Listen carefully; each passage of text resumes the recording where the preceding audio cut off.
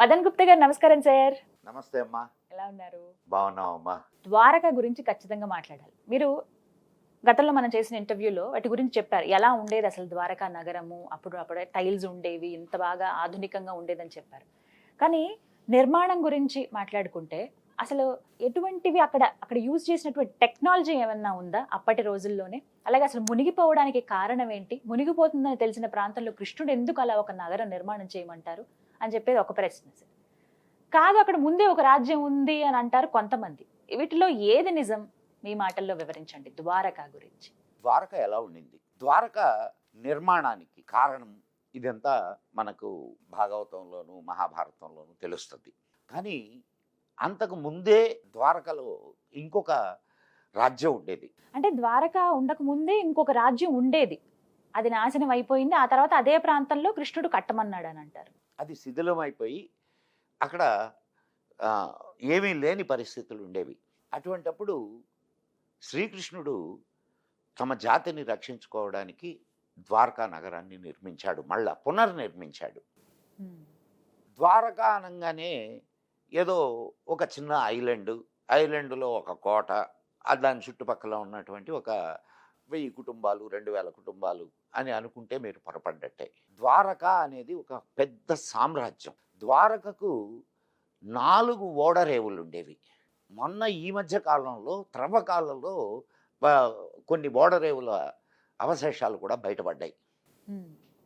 అంటే 5000 సంవత్సరాల క్రితమే మనకు ఓడల మీద వ్యాపారాలు జరిగాయనే సంగతి దీన్ని బట్టే అర్థమవుతుంది.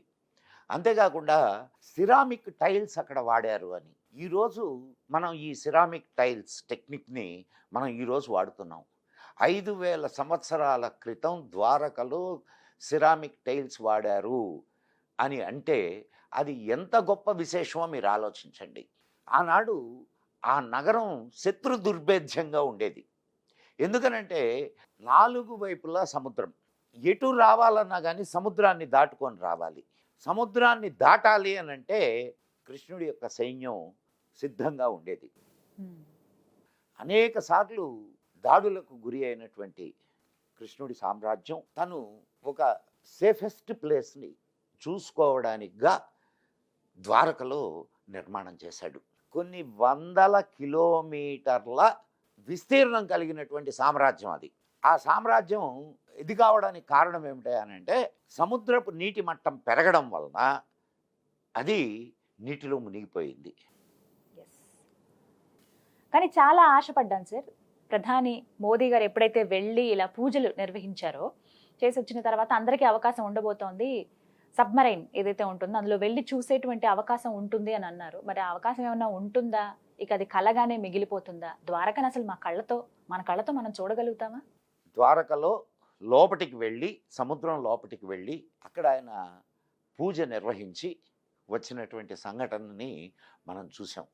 నిన్న మొన్నటి దాకా అసలు మహాభారతం జరగలేదు, కృష్ణుడు అనేవాడు లేడు అని మాట్లాడుకున్న మనకి కృష్ణుడు అనేవాడు ఉన్నాడు, ద్వారక అనేటటువంటి నగరం నిర్మించాడు, మహాభారతం జరిగింది నిజం అని ద్వారక మనకు సాక్ష్యం ఇస్తుంది. కాబట్టి మనం ఒక్క విషయాన్ని మనం గుర్తుంచుకోవాలి ఎప్పుడైనా. మనదైనటువంటి సాహిత్యం, మనదైనటువంటి శాస్త్రాలు, వీటిల్ని మనం నిందించడం కాదు, వాటి నుంచి మనం నేర్చుకోవాలి.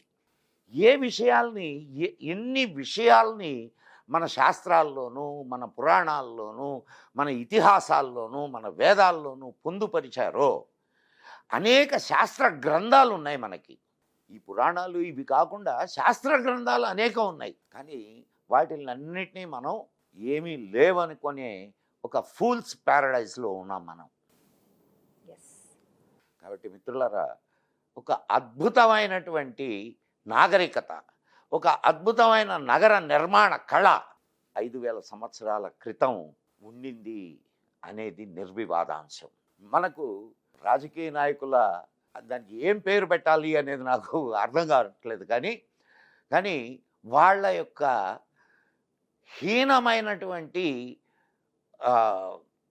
ఆలోచన ధోరణి, యాక్చువల్గా విదేశీ ఫండింగ్తో ద్వారకా ఐడెంటిఫికేషన్ మీద ఆర్కియాలజీ డిపార్ట్మెంట్ వర్క్ చేస్తుండింది. దాన్ని మధ్యంతరంగా ఆపివేశారు.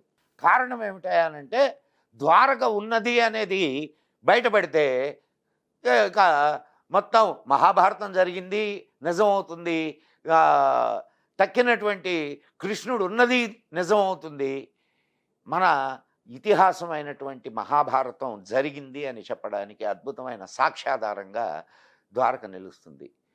అది ఆనాటి పాలకులకు ఇష్టం లేదు కాబట్టి ఆ ప్రాజెక్ట్ ఆపివేయబడింది. పోనీ ఆ తర్వాతైనా వచ్చినటువంటి ప్రభుత్వాలు మళ్ళా కొనసాగించాయా అంటే అటువైపు ఏ ప్రభుత్వం దృష్టి మరలించలేదు. కనీసం ఇప్పుడైనా మోడీ ప్రభుత్వం ఆ దిశగా ఆలోచించి మళ్ళా ద్వారకను మనకు చూపించేటటువంటి అవకాశం ఏమన్నా కల్పిస్తుందేమో వేచి చూద్దాం. ఇది మిత్రులారా అద్భుతమైన ద్వారక అనేది ఒక చిన్న పట్టణమో ఒక పల్లె కాదు. ద్వారక అనేది ఒక మహానగరం. అక్కడ అద్భుతమైనటువంటి వ్యాపారం జరిగేది, ఓడల్లో ఎగుమతులు దిగుమతులు జరిగేవి, అనేక ఓడరేవులు ఉండేవి. ఇవన్నిటిని గమనిస్తే ఒక చిన్న పట్టణానికి లేదా ఒక చిన్న పల్లెటూరికి ఇంత ఇన్ఫ్రాస్ట్రక్చర్ అవసరం లేదు. కాబట్టి ద్వారక అనేది ఒక మహాపట్టణం. ఈ విషయాన్ని అందరూ గుర్తించండి. ద్వారక మీద జరిగినటువంటి అనేక పరిశోధనలు ఈ విషయాన్ని తెలుపుతున్నాయి.